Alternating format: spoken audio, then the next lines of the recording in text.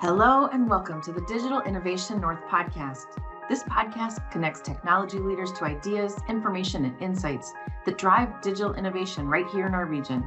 Our guests are technology leaders from innovative companies and experts from SDG. SDG is Solution Design Group, empowering innovation for over 35 years. Welcome to today's edition of the Digital Innovation North podcast on the topic of responsible AI. We've gathered two PhD-level mathematicians and data scientists who are deeply immersed in applying AI and machine learning to solve big real-world problems. They're highly pragmatic and systematic in their approach to understanding a challenge and building the right solution because they're mathematicians and data scientists. That's how they think. But that kind of sensibility can sometimes clash with the fast-paced world of AI and the urgency of trying to solve potentially life-saving challenges like predicting the next pandemic outbreak. The push to use AI and build a model without sufficient design can and certainly has led to poor outcomes. Without the right foundation, a rushed AI approach can lead to fragile systems, biased results, and costly failures. So, how do you determine if AI is the right solution to begin with? And how do you design an AI model that actually works with real outcomes that are stable and address concerns for data drift, fairness, bias, observability, validation, and maintainability? Let's ask the experts. Joining me today is Susama Agarwala, a mathematician with postdoctoral positions at Oxford and faculty positions at Caltech and the U.S. Naval Academy.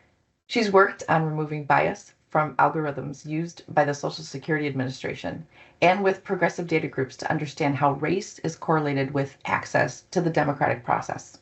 In her day job, she is an associate research director for Trusted AI, leading a group of AI researchers to build accountable and reliable AI solutions for the U.S. government. By nights and weekends, she is the founder and CEO of Voting Rights Code, building tools to measure and improve inequities in access to our democracy.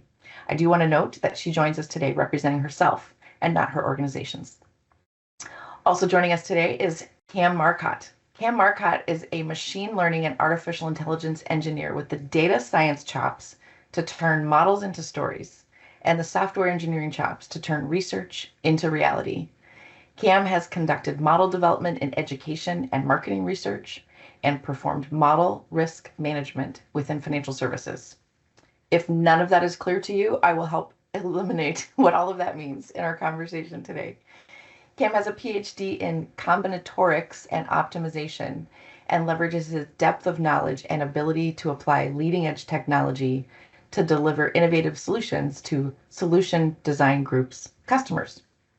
He and Susama met when she gave a talk at the University of Waterloo, and they found out that they were very aligned on principle, and they went on to write and publish two math papers together. So Cam introduced me to Susama, and that's how we have come together today.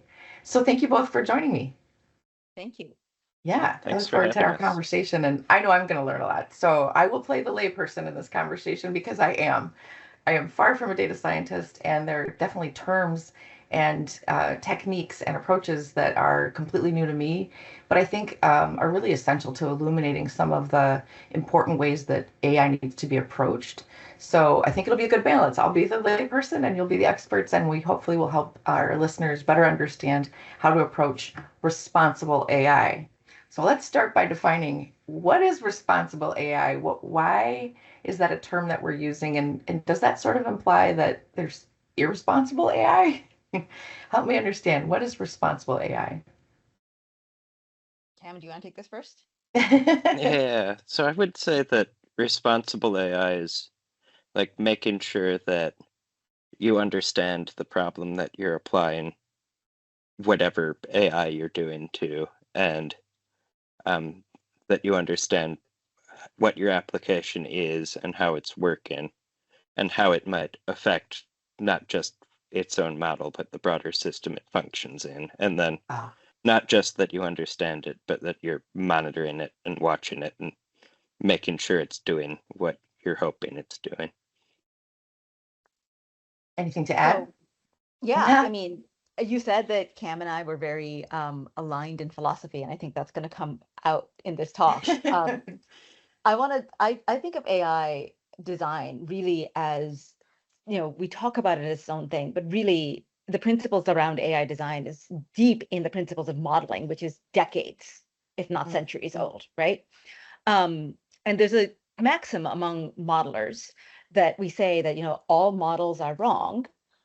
And often in the part of it that sometimes gets unsaid is that some of them are useful. So, and oftentimes as modelers, we use this as a way to be a little bit lazy, which is, another way of saying irresponsible. Um, but if we, a story that I like to tell is, imagine you have a son who loves Legos. And I'm a government contractor. So imagine you, like me, are a government contractor and have been asked by the fire department to help them get a model of the Pentagon so that they can, quickly do what's needful if the worst thing happens, right? And you go out and you write your RFPs and et cetera, and you get one response for RFP, request for proposals. You get one response offering you a Lego set, and you get another response offering you a floor plan. Security concerns about a floor plan for the Pentagon aside, which model do you give to which customer? All models are wrong. Absolutely. But when we're designing our models, we need to have some sort of consideration of which model we're giving to whom, because it would be irresponsible in this case to give the wrong one to the wrong person. And I think that's a lot of what Cam was saying as well. Yeah, that's a great example. And thank you for making it simple for a layperson. So you bring us right to the question of how do you distinguish between a problem that requires AI and one that could be solved with a simpler approach? Do you have a way of thinking that through or evaluating? Is AI the right tool for the problem? I tend to favor solving problems with the minimum amount of complexity or uncertainty necessary to achieve the result. So if you have lots of things where people say, I want AI to do this, they might just be they want some process automated in their life. And then you don't even need a model. You just need a standard computer program to automate whatever they want. Right. And there's less risk because there's no uncertainty and there's no randomness in the behavior. But some other things, like if you're like, I want something that can finish lines of code for me, then there's uncertainty in what you might write. And there's more complexity in the situation. Right. So you need like a Gen AI model type thing. Awesome. And so you're saying pull it back to what's actually trying to be solved for and what's the most expedient approach, right? So is there not necessarily expedient, but simplest. Thank you. Simplest and most least amount of uncertainty. Because you can LLMs are great, and you can ask them to do anything. Right. Like I recently, to see how I guess bad they were, wound up being the result, asked an LLM to give me a weather forecast for St. Paul, and it could pull current weather data from everywhere, and then it gave me a very terrible weather forecast that was it was 20 degrees off of the professional weather forecast, and it was way off on what the professionals thought air quality would be. And then when you looked at what actually happened, the professionals were right. And why would you even need to bother? There's already a service. Yeah, but it's easier to it might be easier to ask ChatGPT to do something. So that would win for expediency. Possibly. I'm logged into ChatGPT, it's open. If I go to the weather website, I have to tell it where I live and close 6 pop-ups. So asking ChatGPT is easier. Right. But have you seen an example where other AI things. That's kind of an example where AI was not needed or large language models were not needed, right? Yeah. Have you even seen though other they're often examples expedient, they're often not the right tool for the job. Yeah. Yeah, and you even gave a presentation about that whole concept of, could you do this with linear programming or, some other model? Can you talk about that example, Cam? Yeah, so I was talking about, I'm a big fan of like old school mathematical optimization stuff for, I was specifically talking about batch decision making things. So like I have $1 million that I'm going to spend on putting advertising on TV. How do I pick the best TV programs to spend my $1 million on to make sure the people I want to see my ad are going to see it?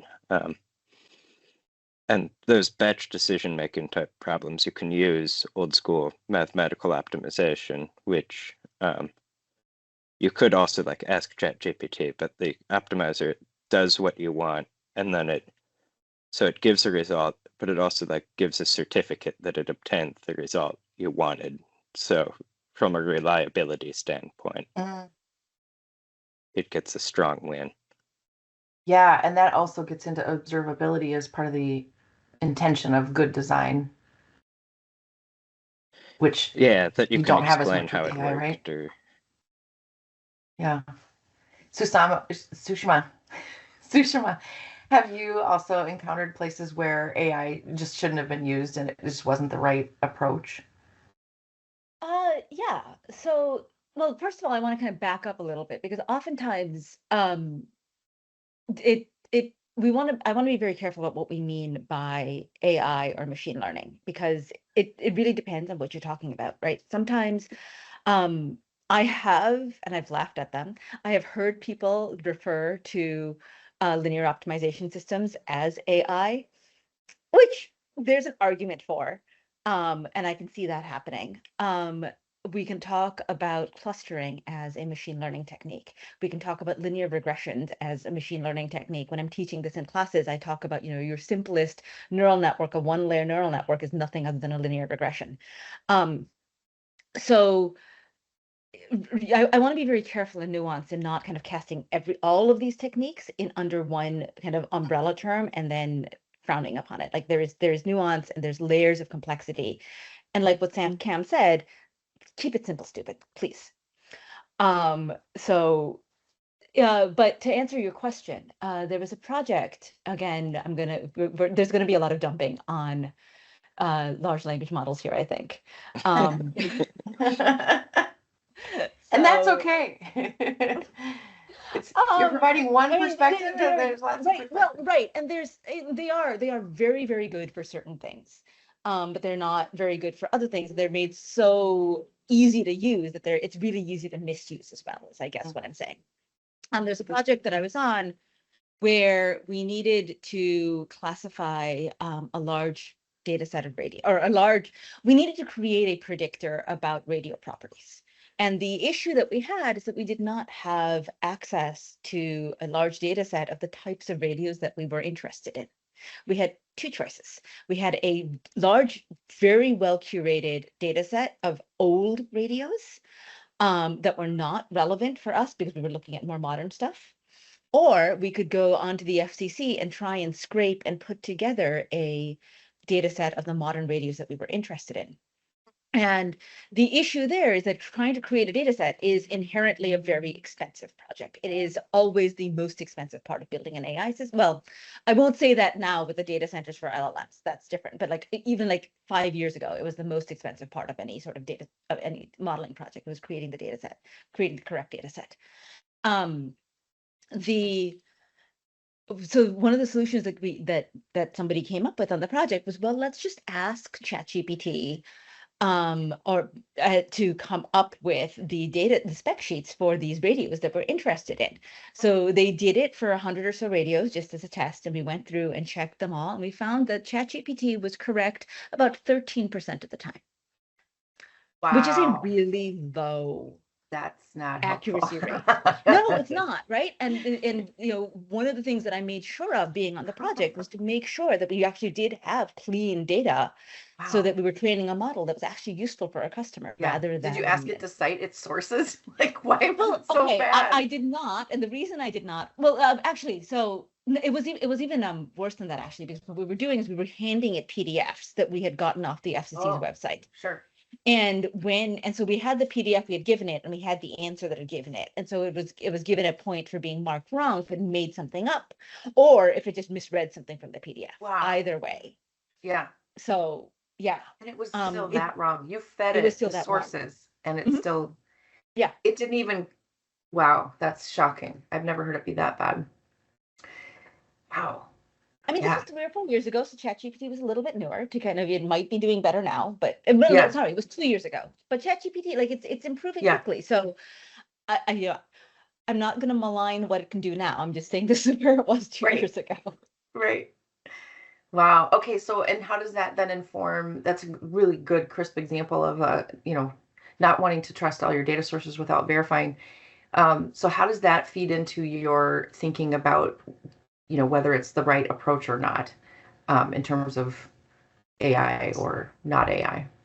So at that point in time, if the decision had gone otherwise and we'd had a much higher accuracy rate, right? There are trade-offs to Yeah. be made of, accuracy versus manpower versus cost versus project scope, right? Like there's all of these trade-offs to be made. Yeah. So even if it had like a 60% accuracy, at that point in time, I would then go to the project manager and possibly even to the customer and kind of lay out the case and saying, hey, you guys are the customer. This is what we can provide you if we do it this cheap way, or Right. this is how we can provide you, but it's going to be more expensive and your accuracy will go up. Which one do you prefer? Yeah. And to a Yeah. certain extent, as the technologist, as the designer of the AI systems, that's not my call. The Yeah. customer needs to be able to make that call. I need to tell them what the trade-offs are so Right. that they could figure out whether or not this is what their use case is, right? Yeah. I don't ever want to be telling the customer what they should want. Yeah. Which really does also help highlight the importance of understanding the problem statement to begin with, right? Because I'm trying to imagine in my mind, why did they even want to know about these radios, right? But Right. if it's not important that it be precise and they just wanted to have a general sense of geography of where these things are, or, changes over time, or who knows, right? So if you aren't really crisp on the problem statement, then you don't necessarily know how to validate that you've got the right data source that can solve for the right problem, right?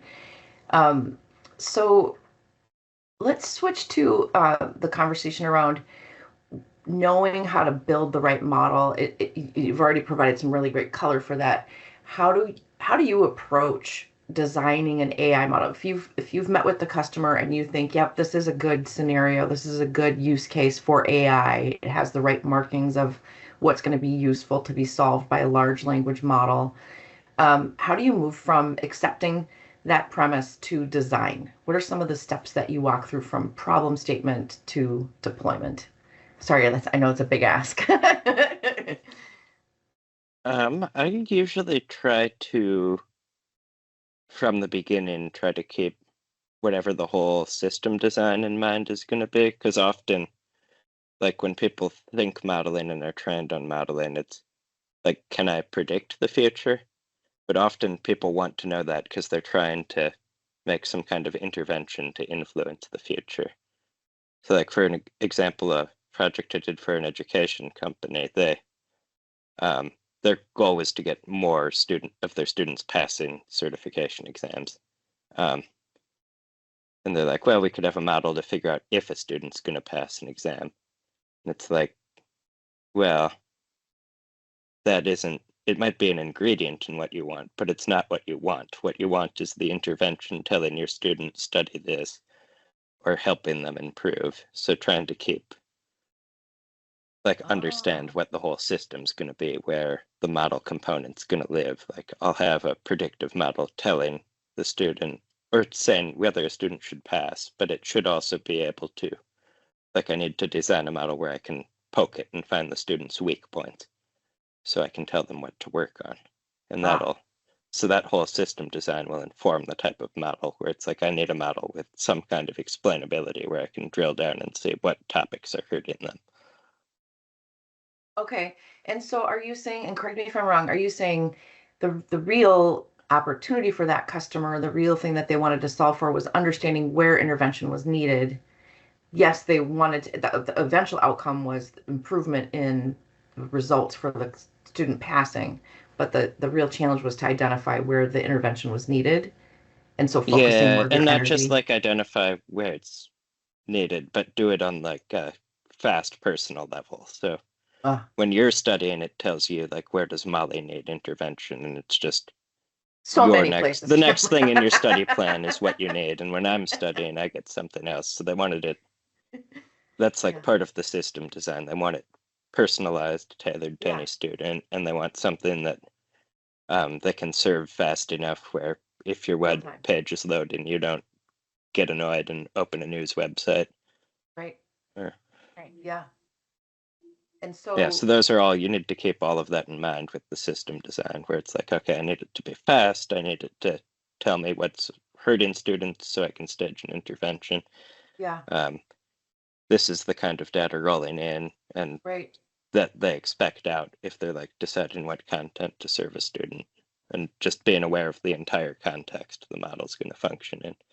You know, it's so interesting because what I keep hearing you both refer to is understanding the business, understanding the problem statement, understanding the real challenge, and then designing for that. But you're mathematicians and data scientists, and so are you often coupled up with, more of a business analyst or a systems analyst, or are you finding that you're having to actually help architect and understand what is the real business opportunity here? I mean, can I take this one, Cam? Yeah. So I found myself initially when I made the transition really kind of at a very technical level, like where my job really was just to build the model. And Yeah. I was not, because of my skills as a mathematician, as you've identified, and I was not pleased with the decisions that were being made for me by the people who were customer facing. So my journey, my professional journey really has kind of forced is a bad word. I have tried to put myself in spaces where I am more customer facing so that I can be having more of those conversations with the customers. Yeah. When I was a mathematician, I was very interdisciplinary, as interdisciplinary as you can get in a university, where I was constantly talking to physicists and trying to do the translation from the language they used to the language that I used as a mathematician, because they are very different. And so those skills I found for me, fortunately, translated very nicely for being able to talk to a customer and get their needs and translate them into the needs that I need as a model. Yeah. Because if you don't have both at the table when you're talking to a customer, you do end up with bad business decisions. At least that's what I found. Yeah. That is so interesting. This might be an evolution of what's going to be required for success in AI because it is such a technical implementation. How could a business analyst know the questions that need to be asked that will impact the model, right? And so maybe the data architects and data scientists need to be part of that initial understanding, and engaging in customer focused conversations. Just a thought. Cam, anything to add about how you approach that framing? And Sushama, also, like, you talked about models that you've applied and the NIST model for development and making sure that you're bringing in kind of good, thoughtful approaches to development efforts. Can you talk about some of those sort of formalized models that help you develop your approach to solving a problem? Okay, so I think you're referring to the NIST AI risk management framework, which came out in like summer of 22, I want to say, which I really love the language that they have developed because it is so simple. It's the three M's, it's map, measure, and manage. So the first stage in AI development is you map out the problem. This is an awful lot of what Cam and I have been talking about. We understand what the problem is. We understand what errors are acceptable and which errors are not acceptable. We understand what the actual use case is, what's going to be the follow-on of, possible adverse effects, possible unintended consequences, all of that stuff, that design work that's painstaking and is expensive and sometimes boring, needs to happen first. Right? It does. And you just do your due diligence.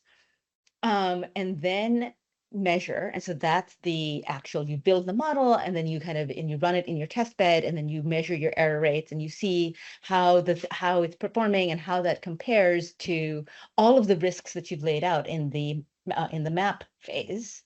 Yeah. And then manage is really post deployment. So for a more lay audience, it might be worth pointing out that for any modeling, not just AI, but in general, Oftentimes when you're doing modeling and simulation, you have an initial data set that you take the data set and you take a bunch of it out at random being very important, and you put it aside. Um, and you run and you train your model on the stuff that you haven't held aside. And then after you've built it and say, okay, this looks right, you take the data you set aside and you use that to verify your model. So make sure that the performance doesn't degrade, that you haven't done something stupid that you hadn't thought to kind of look. So you test, you train, and then you validate or verify. And then there's deployment. And that's usually on data that you've never seen before and that you don't have access to and no one's ever collected. And you have very little control over there. So the model performance is unpredictable when it's out in the field. Just like with anything, right? Like when I'm teaching students, I can teach them everything I want, and then they go on to the next class, and I have no control over how they're going to teach, whether or not they're going to actually integrate my parts correctly when they go on to chemistry. Good luck. Yeah, exactly. So that's what I'm doing with a model. I'm setting it out, go fly, be free, do your thing. But if I don't have some sort of built-in hooks to be able to monitor that, to collect the data of what it's seeing, to measure its performance, and that could take a variety of forms depending on what the application is. I don't have a way of recalling the model and say, oops, it doesn't work well. We do this in other industries. In the car industry, right? Like if the seatbelt doesn't function or if a brake doesn't function because of some weird something with the floor pads, we have a way to recall the cars. Right. That data is collected. That's the manage phase. That data is collected. That data is reported. If it hits above a certain threshold, the car gets pulled back. If my Cybertruck is blowing up, we can return my Cybertruck and get it dealt with, right? Right. I don't have a way of doing that for a AI model. So, going all the way through the lifespan, not just, from when the customer gives me a need, I map. When I'm building it, I measure. And then when it's deployed, I still need to manage it somehow. Yeah. And that involves measuring it and setting up the observability. Absolutely. It's big. Yes. Oh my gosh, I have so many questions. And then you also need to not just observe outcomes, but you can, if you have a model that is letting itself learn and adapting itself, it could influence the world it's learning on. Mm-hmm. So if you're a social media company and you're trying to pick what content to serve users based on what they like, and then they start liking things based on what you serve them because your model decided that, you've built an echo chamber. Yeah. Because as you were describing, desirable. Sorry. Yeah. No. As you were describing, you can't pull it back. You can't recall it like a car. I was like, well, why not? You just explained it, Cam, because it's out there in the universe and it's gesticulating on itself, and so it's getting modified in use. Is that what you're saying? No. In other words, why can't you just go back and fix the formula, fix the algorithm? Why can't you recall it? Because the way that things are designed and built now, there's no way to see whether or not it's performing the way I want it to perform. Because the model is giving an answer. Yeah. It's not and we're just like so the way that let me back up. So in the training phase, the way that and maybe give me an example, like a data set for something. Okay. This is hard stuff, right? As a layperson, I'm like, no, not getting it. That's fine. So thank you for slowing down for me. So a really famous data set that people really love working with because it's very simple and intuitive is the NIST. It's MNIST. It is NIST, which is the National Institute of Standards and Technology, which is the same organization that came up with this AI risk management framework. They built a data set of numbers called MNIST. Not sure why it's M. It's the number 0 to 9, and everyone uses this. It is an incredibly popular standard to train classifiers on, and to kind of teach and whatever and whatnot. And so one of the things that happens from MNIST and several of its cousin data sets is that you train a model to learn how to read numbers and maybe letters. And then one can imagine, I don't actually know of any company doing this, but it seems like a reasonable approach to take from an engineering point of view. I've trained my classifier on MNIST and something else that gives me letters. I set it out in the real world, with the job, with a little bit more engineering, and it now has the job of identifying license plates. Now, at that point in time, there's a whole lot of other factors that have been causing errors. And so if it's going through and identifying a license plate and there's a smudge, and as a result, it reads a 6 as a G, I have no way of knowing that the model is wrong. The model has no way of knowing that it is wrong. All I know is that on MNIST, where there aren't any smudges on the cameras, it's pretty good at identifying a 6 as a 6 and a G as a G. Right. Does that make sense in terms of why So I you're talking can't about like a recall it? scenario of like, traffic enforcement or something, finding Something, speeders or something. Yeah. Yeah, So or like fraud detection is a big one at banks, where you can train a Yeah. model to spot fraud, but everything that your model says that looks safe, it's just going to be let to pass through the Yeah. transaction. So you'll never get any feedback on if you missed Mhm. fraud, unless So- something bad or catastrophic happens. But Okay, so again, I apologize for being such a layperson here, but wouldn't you just do sampling? Wouldn't you just do, random testing, even with a human, to every once in a while go, did the license plate match with the reality? Just like in a manufacturing process, you would want to occasionally do some quality analysis, that kind of a thing. Wouldn't you build that into the model? Sometimes you do. I would call that responsible use of AI. Okay, good. Let's There's go a- there. yeah, but There's a phrase called human in the loop, right? And Uh-huh. that's there specifically for that reason. Yeah. But if you don't, for whatever reason, Yeah. then you don't have that hook. Yeah. And so is that part of what you would talk about when you're saying, good design?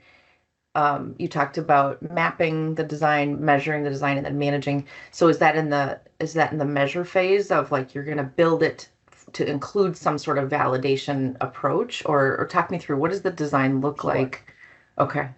So I would call that actually in the map phase. Okay. Because what I want to know when I'm trying to design something, so let's take Cam's fraud example, right? The thing that I care the most about, like what he said, is that there's a whole lot of false negatives that just don't get flagged, because what it's doing is it's flagging, it's flagging positives, a positive being, hey, look, fraud, Yeah. and then maybe there's some false positives, and what the humans will be able to do when a human gets told here's the fraud, Right. and then they get told, and then they go take a look at it and say, is this actually fraud or is this not fraud? I'm presuming, Cam, please tell me if I'm wrong. Yeah. And so then you're able to catch the false negatives, sorry, the false Yeah. positives in that case. You're able to catch them because of a human doing that. But the false negatives, because it never brought to human attention, they just fly under the radar. Mhm. So at some point in time in the map phase, I need to have some sort of idea for, in a lab setting, on the lab data that I have, what's an acceptable false negative rate, what's an acceptable false positive rate, and then I can, in the lab where I actually have labels to see whether or not my model is right or wrong, Mhm. and in the lab I can actually test for that. And then if my data is not representative, which is a technical term, but basically what that means is that the data that I'm training on does not look like the data that I'm going to see in the wild. So going back to the MNIST, my MNIST numbers are never going to have a camera with a smudge on it. Right. So my real world data that could have smudges looks different than my MNIST data does. That's when I started running into issues because I haven't tested for the smudges. So interesting. Okay, so you plan for that analysis and validation within the map phase. You've talked a little bit about data drift as we were prepping for this conversation. Is that the concepts of fairness and bias and data drift, is that also incorporated into that initial modeling Yes. phase or that design phase? One would hope. Again, One going would back hope. to your How do you original question how of do you plan for responsible, that? How do you right? design for that? Um, Again, it's a question of what it is that you care about, and whether or not the aspects of the data that you care about. Okay, let me back up and start from the beginning of the sentence rather These than are the not middle. small questions, right? This is going back to, I think, what Cam and I have been talking about this entire time, which is, what is the model actually being used for? Are we building something for what we're using Yeah. that's actually important? So people oftentimes talk about biased data sets, and I don't like that term. A data set is only biased if it is not suitable for the use case that we have at hand. So for instance, if I have a data set that has a whole lot of very rich information about white men over the age of 50, and I'm trying to use it to kind of figure out, candidate popularity in a certain part of the country. Yeah, of course that data is biased because it's not representative of the population that I care about sampling and understanding. But if I'm using that data set to understand colon cancer, that's not biased at all. That's exactly the data set I might want. Yep. So really making sure that what I'm feeding into the model and the strengths of the model are appropriate for the use case. And what is this thing about data drift? What Oh, is I'm data sorry. drift? That's okay. Sorry. No, you're good. So data drift is where if my data set that I'm looking at does not, along certain characteristics that I care about, does not.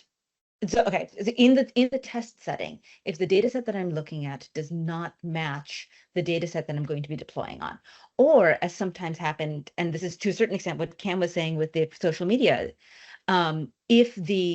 because time happens or because the model actually influences the universe or for whatever reason, the data set that I'm looking at starts changing in key characteristics. So, yes. If my data set is climate data, and I have a lot of really good data for the last 200 years, which I don't think we do, but whatever. Let's imagine. Let's just imagine. And I know that, and then I use that to predict what's going to happen. Of course, my data is going to be wrong because the state of the universe means that my climate is changing right now. Yeah. And therefore, the data set that I had from 200 years ago to 100 years ago is not as relevant as the last 50 years, which gives me a better idea of what the trends are. I can definitely understand the design there, the importance of understanding your data set so that you can account for the relevant representation, that it has to be actually targeted. And so the drift in that scenario of climate change is that there's a change in the data set that actually needs to be accounted for as relevant, because there's been so much change. There's an exponential increase in certain factors within our climate over the last 10 years. And so you're saying that that data drift needs to be understood in your data model so that you're actually valuing more recent data more than you're valuing historical data because it's relevant for that scenario. Right. Yeah. Because the data, the relevant data is changing, right? The features of the relevant data are changing. Yeah. Really good. I'm actually going to share a little bit about why we wanted to talk about this. As an organization, Solution Design Group, we have AI experts and machine learning experts, and we talk about internally what do our customers need right now? What's important? What's relevant? And how do we approach this evolving market space in a way that has integrity for us as an organization, and we think actually best serves our customers? And one of the sort of not sexy answers coming back from our technologists is sometimes it's not even the right answer, and customers want the sexy answer. They want to do the cool new thing and be able to say to their shareholders or what have you, oh, we did this cool AI thing, or we've got this chatbot or whatever. And so internally we're having these conversations about how do we really best serve our market space with ethics, with integrity. And so we really wanted to have the conversation today about what does it mean to be responsible in this evolving ecosystem of AI, and how do we help our customers understand why we might want to go slower in that design phase, why we might want to be that much more thoughtful about even selecting the right approach and the right solution. And so thank you for spending some time with me to help me better understand how really important it is to approach these opportunities and these challenges with our eyes wide open about the risks of not effectively doing design at that front end phase. So coming back to that question then of really even selecting the right approach and whether AI is the right answer, when you think about projects that you've been a part of and things that you've seen that have gone wrong, I mean, there's some pretty expensive failures out there where people approached building a model, approached, delivering an AI solution, spent years and years and millions of dollars, and frankly, a lot of energy, right? That's one of the impacts of AI is just the cost of running these data models. What are some of the examples that you've seen of projects that went wrong, and why did they go wrong? What should they have done differently in their approach? So I have a story, unless Cam, you want to jump out Yeah. onto this. No, you can tell yours. Okay, sorry. Let's share some dirt. I'm not going to share any dirt, but I'm Right. also a storyteller at heart. So,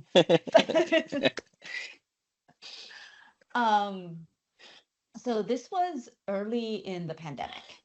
And the CDC had contracted my company to build a model to predict where the next pandemic was. And I think you referred to this in the intro, or where the next outbreak was going to be.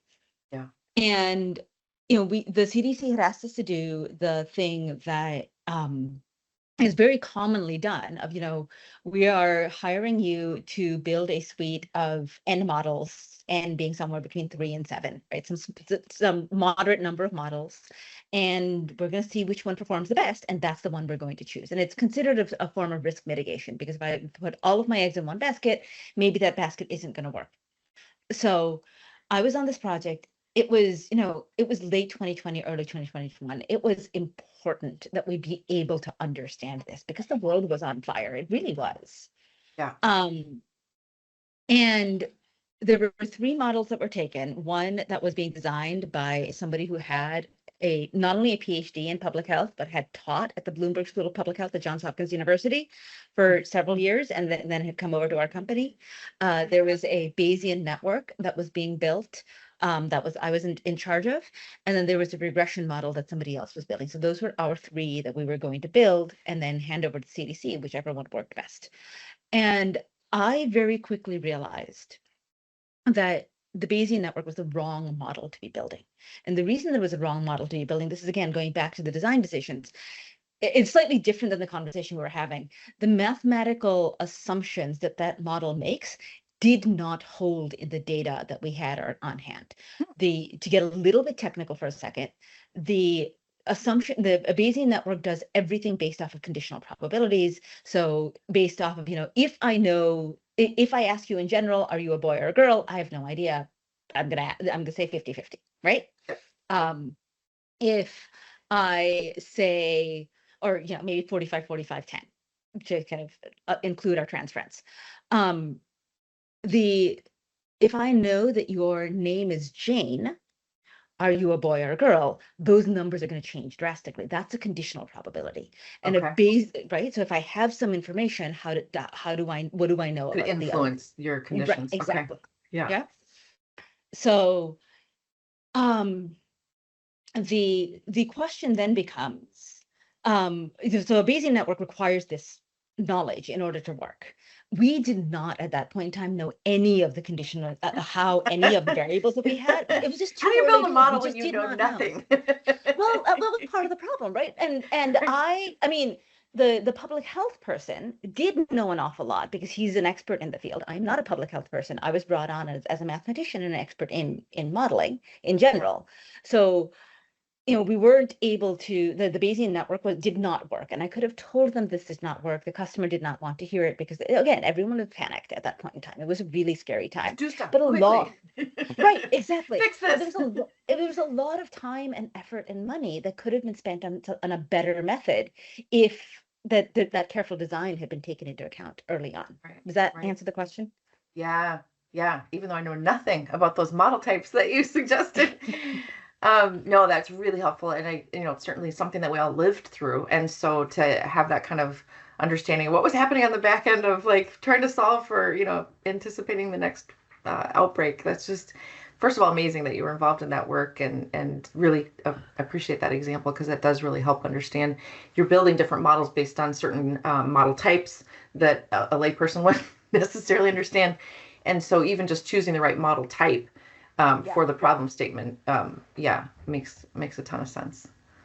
Excellent. Maybe give as an example for not so much a specific example, but another history lesson. For a while I worked in model risk management at a bank. So this is an industry of like looking at what models are being used by a bank and evaluating how much risk there is tied to them based on like how uncertain the model is and how high of an impact it has on things. But the reason this whole industry exists is there was a lot of not the best modeling practices played a large contributing factor to the 2008 stock market crash. There's like a lot of lazy modeling and like miscalculating how much risk was tied to certain portfolios. Wow. Like essentially helped crash the economy in a big way.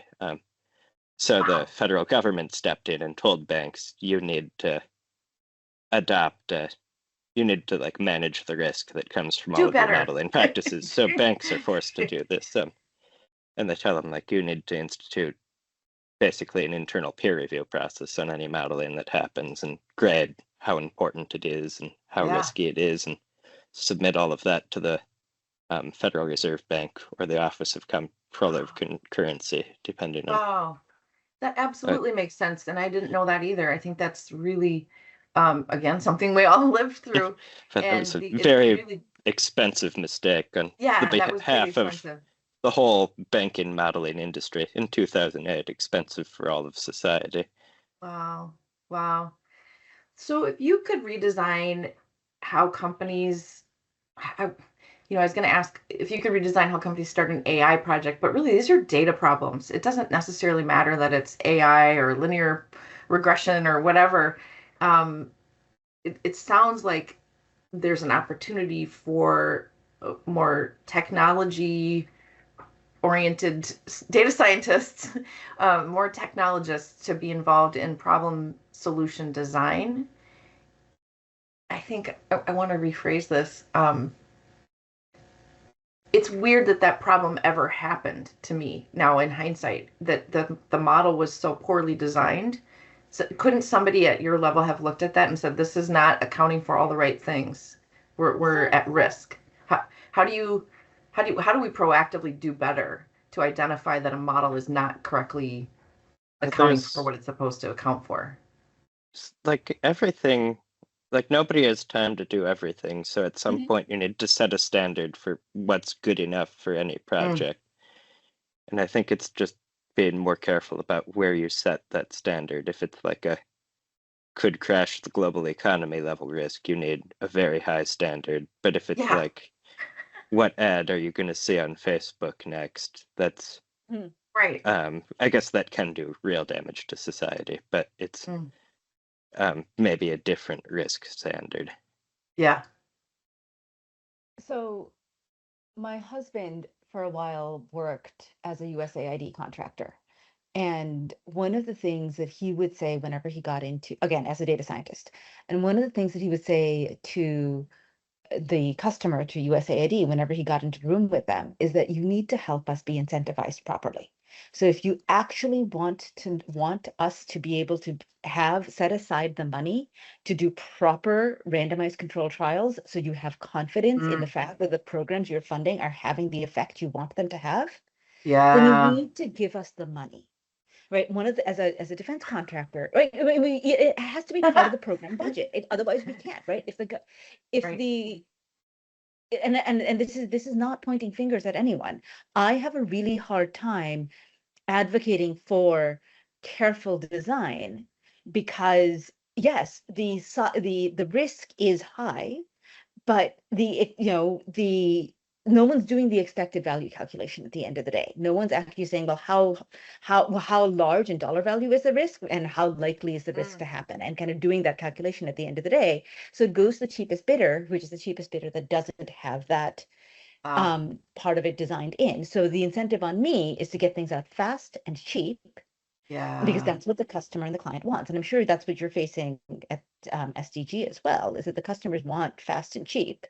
Yeah. But it also needs to be good. It needs to actually have the desired outcome. Well, it needs to be better than what they have. Right. And better could mean a lot of things, like maybe quality goes down, but there's less humans deciding things, so the price went way down.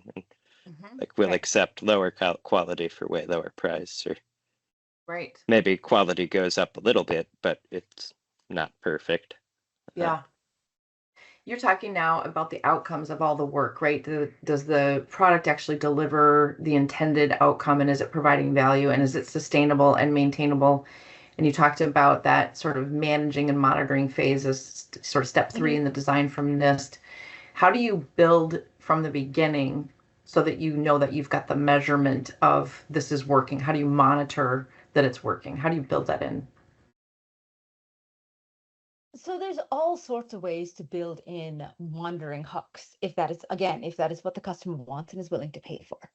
Um, then again, it depends very much on the use case. So anything from having a human on the loop or in the loop to kind of provide some sort of feedback, anything from monitoring on, sensor performance, anything from, random sampling of the measurements that it's taking and then going through and checking it, having a human being check it. Right. There's the ways are numerous, but again, that discussion has to happen up front Yeah. so that the code that needs to be written in order to implement that feature can be written Right. during model development. Yeah. And what are we monitoring for, right? Like, Right. is also part of that discussion that needs to happen, is that, right, are we really careful, or do we really care about the false negatives? Do we care about the false positives? Do we care about some combination of them? What are Right. the, do I care about, what type of bias am I concerned about? What do I want to catch? What do I want to flag? Um, I mean, it's like with any, like, and we talk about this in AI, but it's like with any other software system, which is maybe less scary to talk about. Software engineers will always talk about unit tests and error flagging and how important it is and whether or not the right level of error flagging is in the code. That's essentially what I'm advocating for here. Yeah. Yeah. Right. And then there's different similarly levels of logging or observability that can happen Yeah. with software, depending on like what people Yeah. want to pay for. It's a lot of what it boils down to. Cam, you've mentioned in previous presentations the importance of observability and then therefore sometimes why AI is not necessarily the best tool. Can you talk a little bit more about observability and how that fits into making a good decision about the right tool? Yeah, so there's like recording if you have a model predicting something, like what's it predicting versus what actually happened. Um, and then, so that's something like a basic observation you would want to make. And you might want to make observations about how is a model making decisions. Then you would go to, you'd want something more explainable. Or you might, if you have a model making decisions independent of model quality, you might want to observe, like, is it treating different people differently? Because Mm. I don't want a model, like, if you have a model approving loans or something, you don't want it to reject all the loans from a protected class. Um, so Yeah. you'd have to record like who's in a protected class or whatever you care about, and like look at, is the model treating this group of people differently than the rest of the population, Huh. So you which would it build can in do a even if test into the code to do some random sampling, or how would you design for that? Or is this where the human in the loop comes back? it depends on what kind of data you have. You don't necessarily need a human in the loop. So if you have like a data field that's like belongs to protected class, true or false, Hmm. um, you don't want to train your model on that, but you want to keep it there to look at. Yeah. You just sort of segment them off, and like both the major cloud services have dashboards that are relatively easy to set up if you have these variables, and you can have like a good looking dashboard you can show a business person with Oh, nice. um, minimal engineering work if you have the data and model in place. Yeah. Um, but if you don't necessarily have them, there's like a very good treating different races of people differently. Airbnb had an awesome project. They called it, I think, Project Lighthouse. I don't know if it's still going, but they had like, because they wanted to, they have their AI stuff, but they're also want to monitor. There's like ways they design their system, and like as an Airbnb host, you get to pick who you're hosting, or you get to pick what reviews. So they want to monitor, like, are we designing a system that does not enable other people to be discriminatory? And they set up a very robust experiment design and to let them monitor these things about their system. And they've published papers and like open sourced everything they did around that. Awesome. That's really awesome. Cool. Yeah, Project Lighthouse. That's a good, if you want to read like a 60-page paper about how Airbnb does. You probably do, because you're both data nerds. I love it. Yeah, send it to me, Cam. I'll read it over the weekend. Not. Get ChatGPT to summarize it. Right? Oh God, don't even get me started. I know I'm asking you guys hard questions because there's so much behind the answer, right? You're having to really simplify and reduce down in order to provide something that a layperson can understand. So I really appreciate the effort of the conversation and the ability that you're bringing to help a layperson better understand some of the pitfalls and risks of poor design and some of the ways that we need to help our customers think about good design and really approaching design from the beginning to ensure the outcomes are achieved and measurable and managed, and avoiding some of those risks of bias and fairness. And so I do, the conversation has really left me thinking about the responsibility that we have to our customers to making sure that we have that thoughtful approach. And it seems like, you'd made a comment earlier, both of you, about how there is the importance of taking into account what the customer wants. But we also have to advise the customer, like, yeah, we could build that and it won't give you what you want, right? We could build that and it won't be sustainable. We could build that and it may have data drift. And so I think it's really important that we're all mindful of the importance of advising and helping our customers come to trusting that the design really needs to be very well thought through and really with responsible AI in mind. In the conversation we've had so far, have we missed anything that you want to make sure that we highlight for folks listening about the importance of approaching the design phase for good, responsible AI? I don't know that we've missed anything. Susama, you had talked, sorry, you had spoken in one of our preparation calls about the work that you're doing in voting rights. And I wondered if there's anything that you wanted to share about any scenarios that you've been involved in where you were able to help bring some tools or some measurements to improve inequities in terms of access to democracy. I know that's a big focus for you. Have you found anything really helpful? So the thing that I love about, the reason that one of the reasons that I went off and made my own organization here was because it was an opportunity for me to serve a clientele that really did care about these issues of disparate impact.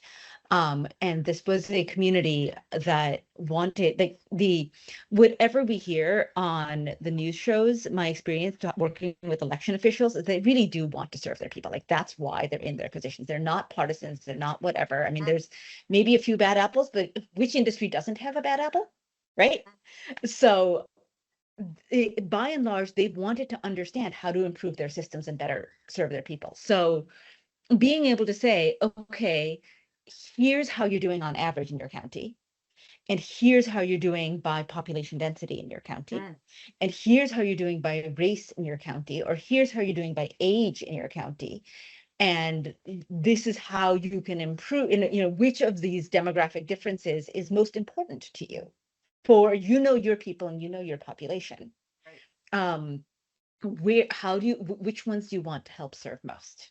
Yeah. And being able to kind of provide them with a menu of options to improve that, so that they are so that they can serve their people better, or even or just to say, okay, you've done a ton of work and it's all been qualitative, or and now let me give you some quantitative numbers to help you understand the work that you're doing.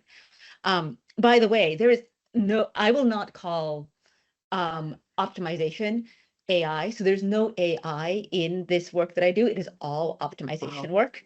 Gotcha. But then the data analysis on it You're really less of a does. shill than me. I'll call it AI if it I, like if a customer wants AI and if optimization is the customer right tool for the job, I'll let them think it's AI all absolutely, day long. right? I've called all sorts of things AI for a customer that I've need because that's what they've wanted to hear, and that's what I've needed to say to get the job done, and that's totally fine. Interesting. That And is so absolutely. interesting. But the AI, but here it is an optimization engine at the end of it. And the thing that I do that is different is I do break things out by the features that my customer cares about, which in this case is the county election official or is the kind of advocacy group, which oftentimes is to break it down by demographics and tell me what the disparate impact is on these different things that we want to protect, these different categories that we want to protect. Right. So yeah, interesting.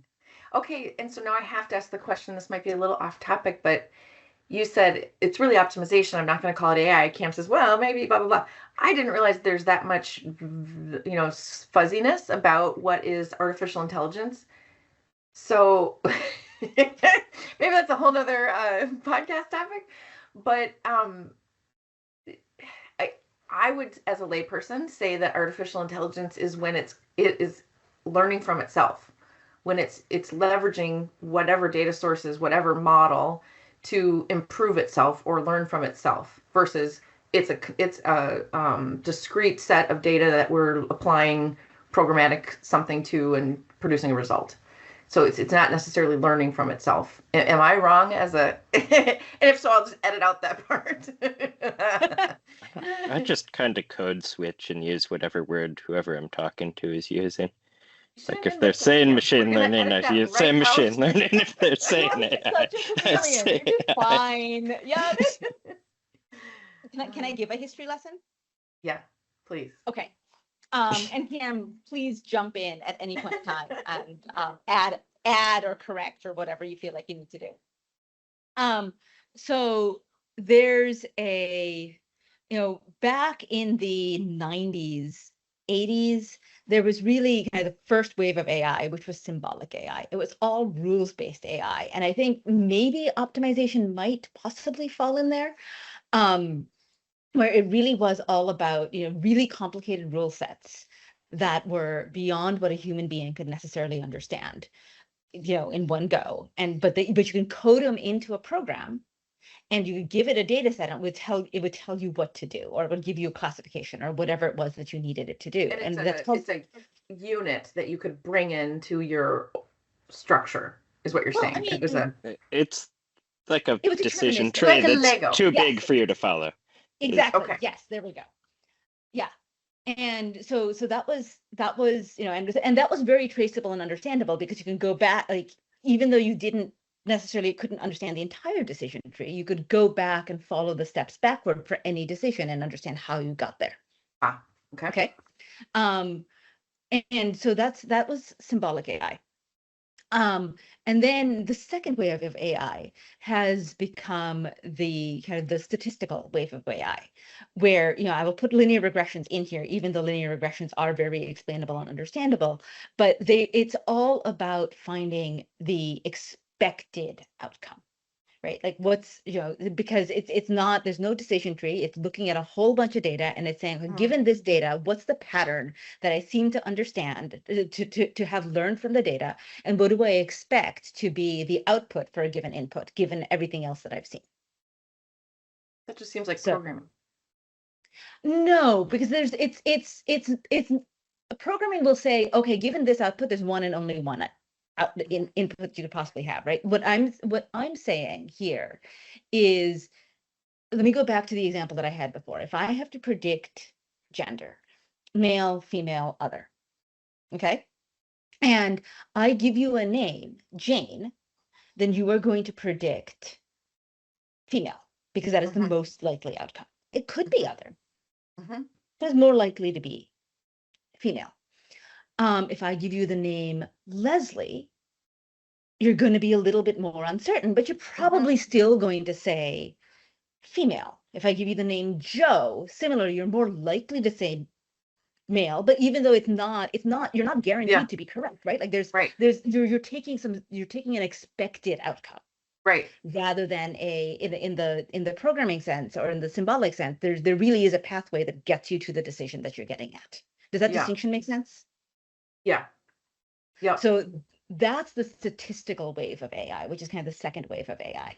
Okay. And then we're kind of in the third wave of AI, whether you want to call it neurosymbolic or generative or something else, like that's still to be defined. Oh, okay. So when you hear third wave, that could be a, And that's kind of what I was saying, or what I was Right. thinking is AI Yeah. is when it's learning from Right. itself. And okay. Yeah. Very helpful. Awesome. So Cam, you think that if it's solving the problem and they want to think that it's AI, we can just let them think that it's AI? Because what was just described could you could use linear programming to solve some of that, right? You could use other models to solve. Yeah, I am not that picky about those definitions. There's other definitions I'm very picky about, but there's often like, a company like wants to do an AI project and they want like their marketing team wants to talk about it or something. And Yeah. like I'm not the marketing expert or marketing person. So they kind of know what they need to do, and Yeah. like I'll talk to them and make sure they don't say anything false, but Yeah. being nitpicky about vocabulary doesn't rise to my standard of like correcting falsehoods. Yeah. Which brings us back to the that you guys are pragmatic. You're trying to solve the actual problem and helping really ensure that the design results in the solution. So thank you for helping highlight how deeply intentional design and mathematical rigor and disciplined problem framing can prevent bad outcomes before they happen, or just not getting the outcome that you wanted at all, right? So we're framing that up as responsible AI, and I really appreciate you helping us to frame that up for our folks listening. So thank you for joining us on this episode of the Digital Innovation North podcast. If today's conversation sparked ideas or raised questions about your own organization's use of AI, we'd love to help. At SDG, we offer an AI readiness service designed to elevate where you are today, help you define what's possible and what's practical. It's structured, low-friction way to assess whether AI is the right fit and how to design a solution that's fair, resilient, and built to last. You can learn more on our podcast webpage and at solutiondesign.com. Until next time, thanks for listening and stay curious. Hey, thanks for joining the Digital Innovation North podcast. For more SDG insights and access to all of our podcasts, please visit our webpage at solutiondesign.com.